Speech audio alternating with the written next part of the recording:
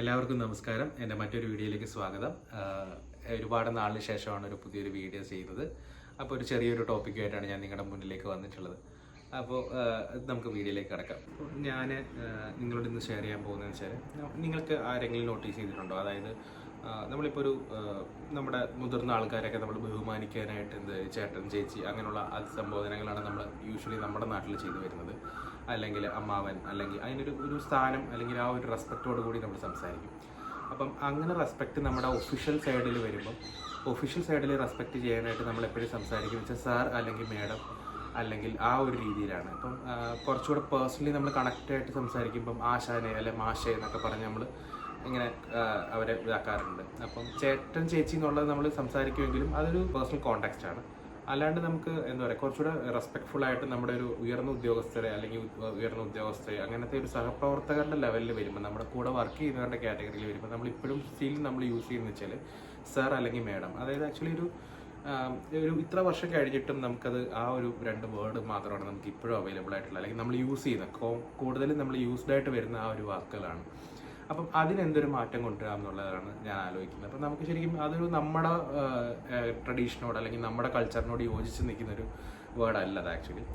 അപ്പം അതിനെ നമുക്ക് എങ്ങനെ മാറ്റാം എന്നുള്ളതാണ് ഞാനിങ്ങനെ ആലോചിക്കാറുണ്ട് ഇടയ്ക്ക്. ഞാൻ ജസ്റ്റ് എൻ്റെ ഒരു ഫ്രണ്ടിൻ്റെ അടുത്ത് ഡിസ്കസ് ചെയ്തപ്പം ആൾ മുത്തൂറ്റിൽ വർക്ക് ചെയ്തപ്പോൾ അവർ ആക്ച്വലി ഒരു ജാപ്പനീസ് വേർഡായിട്ടുള്ള SAN, അത് ജാപ്പനീസ് വേർഡാണ്. ഒരു ബഹുമാനം എന്നുള്ള രീതിയിൽ അവർ മാനേജേഴ്സിനെയൊക്കെ പരസ്പരം എല്ലാവരും അങ്ങോട്ടും ഇങ്ങോട്ടും സാൻ എന്നാണ് വിളിക്കുന്നതെന്ന് കേട്ടു.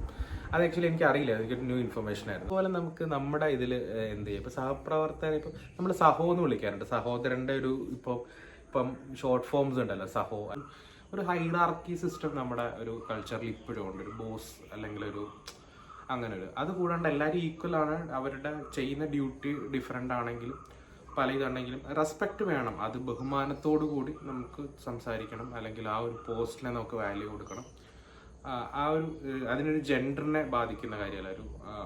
സ്ത്രീ പുരുഷ വ്യത്യാസം ഇല്ലാതെ ആ ഒരു പൊസിഷൻ, ആ ഒരു ഡെസിഗ്നേഷൻ, അല്ലെങ്കിൽ അവരിയ്ക്കുന്ന ഒരു പൊസിഷനെ നമ്മൾ റെസ്പെക്ട് ചെയ്യണം. അപ്പോൾ എന്തുകൊണ്ട് നമ്മൾ ഇപ്പോഴും സാർ മേഡം എന്നുള്ളത് യൂസ് ചെയ്യുന്നു? നമുക്ക് ശരിക്കും നമ്മുടേതായിട്ടുള്ളൊരു ടേം, അല്ലെങ്കിൽ നമ്മളായിട്ടുള്ളൊരു റെസ്പെക്ട്ഫുൾ ആയിട്ടുള്ളൊരു സഫിക്സ് ഉണ്ടെങ്കിൽ നമുക്ക് അത് ശീലിച്ചു തുടങ്ങിക്കഴിഞ്ഞാൽ നാഷണൽ ലെവലിൽ തന്നെ നമുക്കതിന് മാറ്റം വരാം.